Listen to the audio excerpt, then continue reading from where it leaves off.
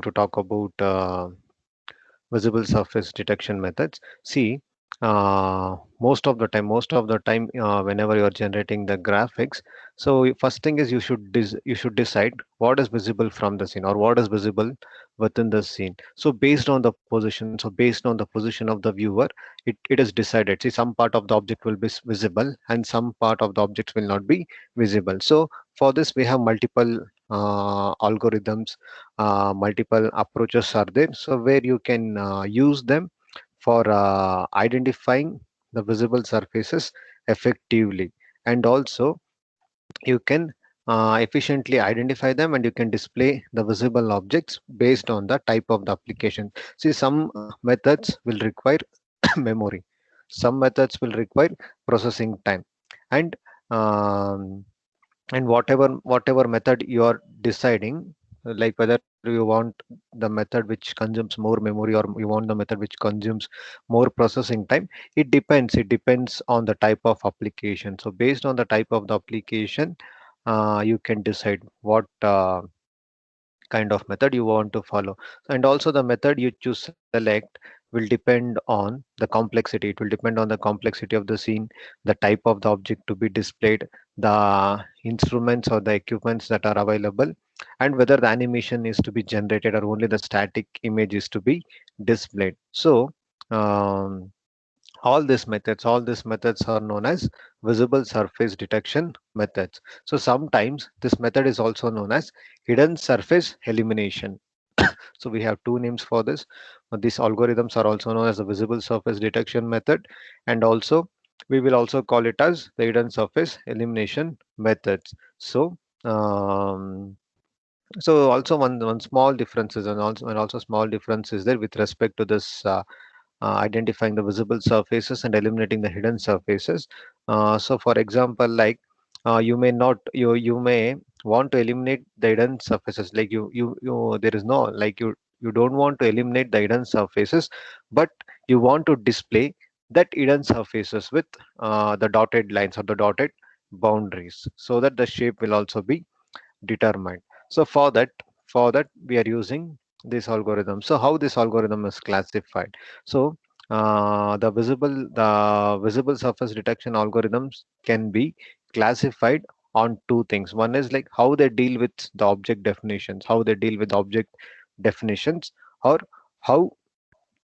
with the projected images. So we have two methods. The visible surface detection algorithms are classified based on the two things. One is how they deal with object definitions, which we call it as the object space method. The second one is how they are dealing with the projected images, so which we will call it as image space method. So we have two approaches. One is the object space method, and the second one is the image space method. So what is this object space method then? See, in object space method, it will compare the objects and part of the objects to each other within the scene to determine which surface should be made as visible. So this is called the object space method. So in the object space method, you will compare an object or part of the object to each other. You will compare an object and the part of the object to each other within a scene, and you will decide which surfaces should be made visible. So this is one approach. This is one definition. This is the definition of object space method. In image space method, visibility, it will be decided by the pixel thing. So by determining the pixel position on the projection plane. That is, here the visibility is decided by point to point. So point by point at each pixel on the projection plane. So um, many like most of the visible surface algorithms will use this image space method, even though you can use object space method to locate visible surfaces in some cases. Most of the time you'll be using the second method, the image space method. So this is regarding, so this is with respect to the classification. So we have two methods. One is the object space method, and the second one is the image space method. So Examples, for examples like this line display algorithms, the line display algorithms which we have studied. So they generally use this object space method. The line display algorithms uh, are making use of this object space method for identifying the lines, for identifying the visible lines um, thing. So this is regarding the classification. So this is regarding the classification. Um, so even though some major difference is there in these two approaches, so most of the time most of them use this coherence method and sorting method for improving the performances. So what is the sorting method means? It is used for checking the so it will make use of the depth comparison by ordering the individual surfaces in the scene according to the distance from the viewer. So from the viewer position, it will sort the different objects. It will sort the different objects uh, in the scene based on their distance. So by this, they can check the depth comparison by checking which surface is near to the viewer and which surface is farther from the viewer. And this coherence method. So and also they follow coherence method. So this method is used to take uh, the advantage of the regularities that are there in the scene. So these kind of approaches will be there. And also when we are talking about the animations, in the animations the frames can change only in the places where the object is moving. So like this, and also the relationship can also be established between the different objects in the scene. So we have two methods for this. One is the object space method, the second one is the image space method. And now, and we have some methods for detecting the visible surfaces. So so we have seen about this object space method. So what it will do, so it is used to determine which parts of the object are to be rendered in the 3D coordinates. So here, for if you have n objects, the comparison will require n star n operation. So if you have n objects, for comparing that you will require n square comparison. So it will be efficient when you are talking about a very small number of objects. When the number of objects is very small, so this method will be easy. But as you increase the number of objects, the complexity, the comparison operation will also increase, so it will not be easy. So it is only efficient for the smaller number of objects. And when you talk about this image space method, so here the complexity is based on the number of pixels into the number of objects. So here for these kind of methods, you can use the coherence property and also the depth buffer and the raycasting methods. So we have backface detection. So backface detection method. So what is this backface detection? So it's a simple, see, this backface detection is a simple object space method. So this backface detection will come under the object space method for locating the backside, the back faces of a polyhedron, which is based on the front back test. So backface detection is an object space method for locating the back face of a polyhedron, which is based on the front back test. For example, we have a point which is given by, x, y, z. So there is a point which is given by the coordinate system x, y, z. So it is behind a polygon surface. So this point is behind a polygon surface. So uh, it is behind a polygon surface if it satisfies this equation. A point given by the coordinate system x comma y comma z is behind a polygon surface if it satisfies the equation ax plus by plus cz plus d, which is less than 0. So here what is this ABCD? So we know that, so if you recall the module 2, you can see that this ABCD, this if you recall module 2 or module 2 or the module 3, where we are talking about the polygon surfaces, identifying the polygon, we can remember that this ABCD are the plane parameters. So this ABCD are the plane parameters for the polygon. So when this position is along the line of sight to the surface, So we will be looking at the backside of the polygon. So we can use this viewing position to test for the back faces. And also and also you can simplify this test by considering the direction of the normal vector. You can by considering the direction of the normal vector, which is given by n. You can consider the direction of the normal vector for the polygon surface, and the view vector, which is given by v view. So by considering, so you can simplify this test. You can simplify this test by considering the direction of the normal vector, and also the view vector, which is a vector in the viewing direction from the camera position. So then if the cross product, then the cross product of this vector n into view, if it is greater than 0, if it is greater than 0 means then the polygon is a back face. If the dot product of these two vectors, the view into the normal vector, if it is greater than 0 means it is a polygon back face. So like that. So a polygon surface is a back face if the product of this view vector and the normal vector is greater than 0, if it is greater than 0. And also the object description should have been converted to the projected coordinates, and the viewing direction will be parallel to the z view axis. Our viewing direction will also be parallel to the z view axis. So we should consider only the z component of the normal vector.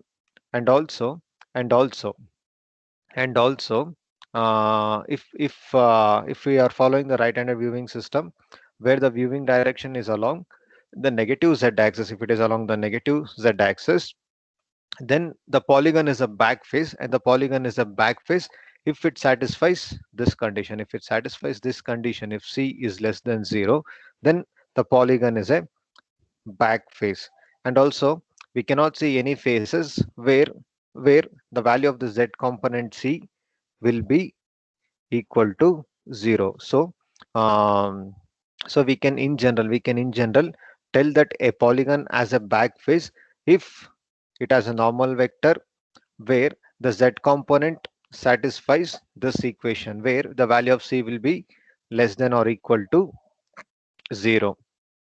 So these are the some of the methods. So these are some of the methods where if you so where we can with c equal to 0, you can identify the polygon as a backface if it is satisfying the equations like c less than or equal to 0, or if c is less than 0. So like this. So you can see the image. So you can see the image which have pasted here. So the here the value of c here the value of c is less than 0 in the right-handed coordinate viewing system. So this will be identified. So this will be identified as the back face. So this will be identified as the back face when the viewing direction is along the negative z-axis. See, here you are checking here, no? So this is the positive z-axis. So this is the positive z view axis. So this is the z negative z view axis. So when you're checking in this direction, so obviously this is not visible. So this is the back side of the object. So here it is satisfying this equation c less than or equal to 0. So like this um, you can also have multi other methods when you are using the left-handed viewing system. So here also the plane parameters abcd can be calculated based on the polygon vertex coordinates in the clockwise direction, and also the remaining test, then the test can also be done for checking the points whether it is behind a polygon or not. So by examining, so main thing is you have to examine the c parameter. By examining the parameter c for the different surfaces, for the different plane surfaces, you can identify all the back faces. So this is one thing which respect to this back face detection. So this is like back face detection can also identify all the hidden surfaces in the scene which contains non-overlapping convex polyhedron also. Um, For that, what you have to do means you have to apply one more test which contains overlapping objects along the line of the site to determine which objects will cover which objects. So these are some of the points with respect to the um, backface detection method, the backface detection method. So and also um, see, in general, one thing is why this back face detection will be done. Like back face removal can be done to eliminate about half of the polygon surfaces which are invisible from the visibility test. So for this, we will be using the backface detection method. So after this, we have depth buffer method. So depth buffer method is also known as Z buffer method. So um, so here it follows the second approach. See, backface detection was following the object space method. The depth buffer is following the image space method. So we had designed, we had seen, we have two approaches or two classifications. So first one is an example of object space method. The depth buffer method is an example of second classification. So. mm, this is also this uses the image space approach for deciding or for detecting the visible surfaces. So what it will do means it will compare the surface depth value. It will compare the surface depth value. So it will compare the surface depth value in a scene for a pixel position on the projection plane. So what this method will do means it will compare the surface depth value in a scene for a pixel for each pixel position on the projection plane. So this why this algorithm is done, or why this algorithm is done. This algorithm is usually applied for scenes which contain only polygon surfaces. So this algorithm will be applied for those scenes which contain only polygon surfaces, because because the depth values can be computed easily for this for the scenes which contain only polygon, and this method is very easy to implement, and the implementation of this method is very much easier. And um, and here here the object depth, here the object depth is usually measured along the z z axis view. So here the object depth is usually measured along the z-axis view, and also the surfaces can be processed in any order. So you can see this image, you can see this figure, which will show the three surfaces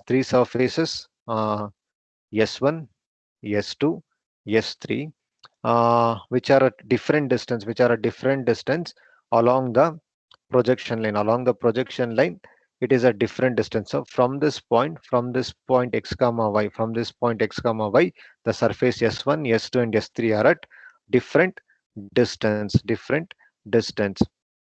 So if the surface, so if the surface is closer, uh, then the previously processed surfaces, the surface color can be calculated, and also you can save that color along with the depth information, and also the visible surfaces in the scene will be described by the set of surface colors which have been saved after all the surface processing has been completed. So here for this method we require two buffer.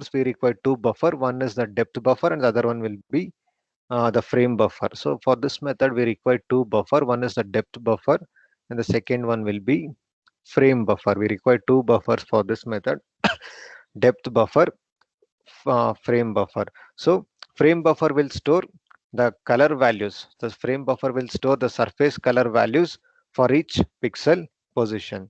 And what this depth buffer will contain means it will contain depth values for each position as the surfaces are process. So we have two buffer for this: depth buffer, frame buffer. What this frame buffer contains? It will store the surface color values. It will store the surface color values for each pixel. For each pixel, what this depth buffer will do? Depth buffer will contain depth values for position given by x comma y as you keep on processing the surfaces, and also we have an algorithm, um, depth buffer algorithm. So and also the value of this z, when the value of this z, when you're talking about the normalized measurements, it will be in the range of 0 to 1. So we have an algorithm which is known as the depth buffer algorithm.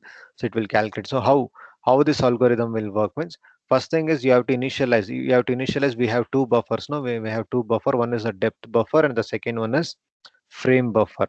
So initialize. So initialize the depth buffer and frame buffer so that for all the buffer position x comma y, so depth buffer for all the positions will be 1, and frame buffer, so depth buffer contains depth value, will contain depth value. So this will contain color value. So depth buffer will contain 1 and frame buffer will contain the background color. The frame buffer will contain background color. So first step in this depth buffer algorithm is initialize the depth buffer frame and frame buffer for all the positions where the depth buffer will be initialized with 1 and the frame buffer will be initialized with background color, and then start processing each polygon in the scene, one at a time, taken one at a time. So for each position for a polygon, calculate the depth. So what is this depth means? So see, from this position, what is the distance? So what is the distance between this point and this point? Like the depth in the sense, the distance from the viewing plane or the reference plane. So for each polygon in the scene, for each projected position for a polygon, calculate the value of z. So if the depth buffer is greater than the value of the z, then compute the color at that position, and the value of the depth buffer at that position x comma y will be set to z, and frame buffer will at that position will be set to surface color. So here it is calculating, it is storing the value of z also, and what is the color at that location. So uh, we have to process each polygon in the scene. So when we are processing each polygon in the scene, taken one at a time, for a particular position, for a particular pixel position on a polygon, first I have to calculate the depth.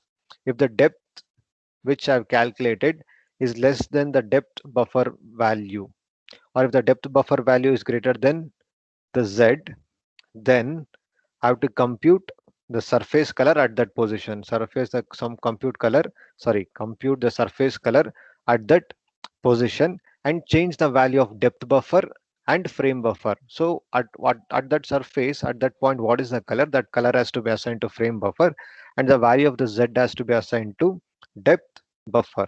So this is the next point. So after this, after this, after this process or after this step, all the surfaces would have been processed. So the depth buffer will contain the depth value for the visible surfaces, and the frame buffer will contain the corresponding color values for those locations. So this is the third step. So once this second step is done, we have depth buffer which will contain the depth values for the visible surfaces, and frame buffer which will contain the color values for those surfaces. So after that after that um, now we know the depth value for each of the vertices. So we can calculate the depth at any other point on the surface of the polygon by using this equation. So we know that the depth value for the vertex position on a polygon of in any scene. So we can calculate the depth at any other point on the plane. which contains the polygon by using this polygon surface equation. So this equation is given by, for a surface position which is given by x comma y, for a surface position x comma y, so the depth can be calculated, that z implies z for a position, x comma phi. So this is the surface position x comma y. The depth can be calculated by using the plane equation, z is equal to minus ax minus by minus d by c. So by using this equation, you can calculate the depth, you can calculate the value of depth. And also and also and also uh, if you're deciding, the z, uh, so you have calculated the depth, you have calculated the depth for a position x comma phi, x comma y. So uh, for a position x comma y, the depth value is given by z. So then z dash will be the depth value for the one position above that. So how to tell this means, see, this is x, this is y, no, sorry, the other way around. So this is y and this is x coordinate system. So once you're calculated a depth for this point, which you're calling it as z, you can calculate the depth for the next point, which varies by 1 unit, and you can call it as z dash. How you can obtain that? How you can obtain that? So given you know a depth for a particular surface point, for the next point, how you can know? For that we are using the z dash. So if the depth of the position at x comma y has been determined to be z, you can calculate z dash for the position which is given by x is increased by x plus 1 unit along that scan line. So along the scan line, it can be obtained by using this formula, z dash is equal to minus of ax plus 1 minus by minus d by c. You can see this formula. So here what change is happening means the x is replaced with x plus 1, that's all. So if the depth of the position x comma y has been determined to be z, you can calculate z dash for the next position x plus 1 comma y by using the same formula where you're replacing x with x plus 1, x with x plus 1. So which is nothing but, so on simplification you can split this, you can split this equation, and you will get z dash as z minus a by c.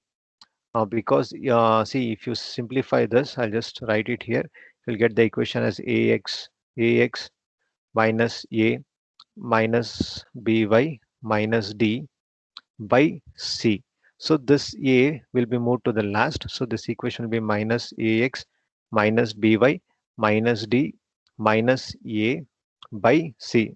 Splitting the denominator, minus ax minus by minus d by c minus a by c. So what is this minus ax minus by minus d by c? That is nothing but z. So this whole equation will be z. So that's why z dash will be calculated as z minus a by c. So that is how it is being simplified. So uh, here the ratio of a by c, it will be constant. So here the ratio of a by c will be constant for each of the surfaces. So the succeeding depth value across the scan line can be obtained from the previous value with a single addition, because this ratio a by c is constant for each of the surfaces. So the succeeding depth value can be calculated from the previous uh, values with a single addition. So you can implement this depth buffer algorithm by starting from the top vertex of the polygon. Then you can recursively calculate this x values down the left edge of the polygon. So for the adjacent scan line, you can compute the x value using the slope of the projected line and the previous slope value. So, which is given by x dash is equal to x minus 1 by m, 1 by m. So, which on simplification, it is like z dash is equal to, where see here, m is the slope, here m is the slope of the edge. So the depth value, so depth value down this edge can be obtained as z dash is equal to z plus a by m plus b by c. So if you're processing this equation down a vertical edge, then the slope will be infinite, and the calculation will get reduced to z dash is equal to z plus uh, b by c, b by c. So the like this you can simplify that, like this you can simplify, and one thing, see, one complexity by using this approach is the pixel positions will be at the location x comma y, but the actual intersection of the scan line with the edge of the polygon will not be at that particular point. So you may need to adjust the intersection point by rounding or by converting the fractional part uh, to the integer part. Either you can increment like 3.6 to 4 or 3.2 to 3. So which we have followed in the few algorithms. So otherwise you can use a midpoint method or Bresnan's type algorithm for determining the